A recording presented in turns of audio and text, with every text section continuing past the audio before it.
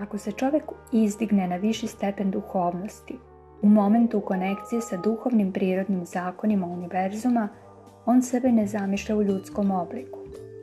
U toj fazi on sebe osjeća kao neki vid energetsko neopisivog oblika, kao deo prirodne univerzalne harmonije.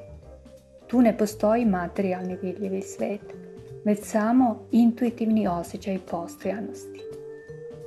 Ako se ovo uzme kao činjenica, dolazimo do zaključka da duhovnost nema oblik postojanosti, već je to energija koja je sastavni deo svega što je nastalo i što egzistira u univerzumu.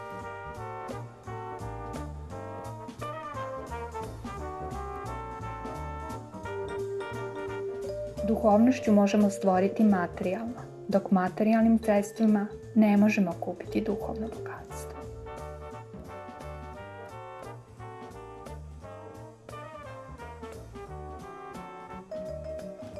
Materijalizam je trenutan i prolazan, dok je duhovnost konstantno i beskonačno postojanje.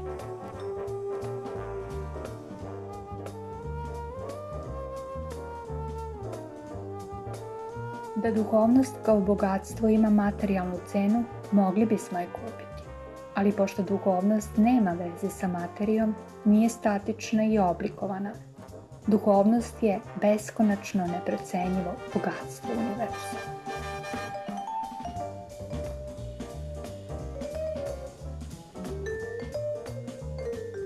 Ne postoje reči kojima bismo mogli opisati naše duhovno stanje. Postoje samo pokreti naših delova tela koji itekako govore više od svake reči. Dodiri, pogledi, energija poslata iz srca.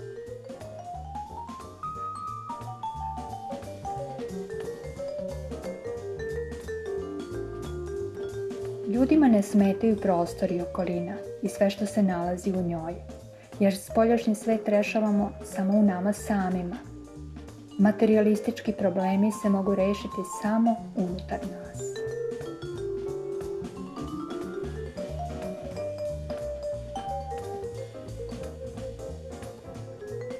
Ne očekujte od drugog rešenja vaših problema. Oni su samo vaši i samo ih vi možete rešiti. Drugi ljudi mogu nam dati podršku, ideju, ali oni ga ne mogu rešiti. Sama činjenica da su problemi konstantni, moramo pronaći sebe u sebi, upotrebiti duhovne metode. Ako se budemo izdigli na višem, odnosno duhovnom nivou, problemi kojih će svakako biti dok živimo, rešavat ćemo bez napora.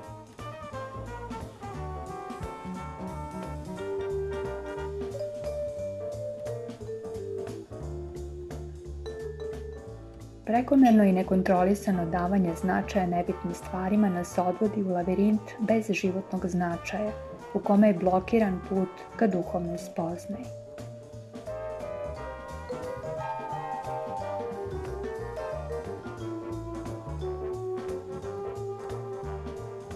Umanjimo značaj beznačajnim materijalnim normama i zahtevima. Izaberimo pravi i istinski put da bismo bili Božji odabir za transmisiju znanja sa višeg stepena duhovnosti.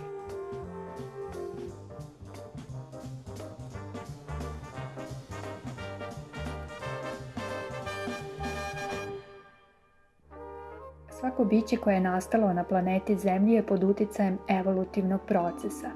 Prvo proces rađanja, zatim razvoja i na kraju proces nestanka ovog oblika postojanja.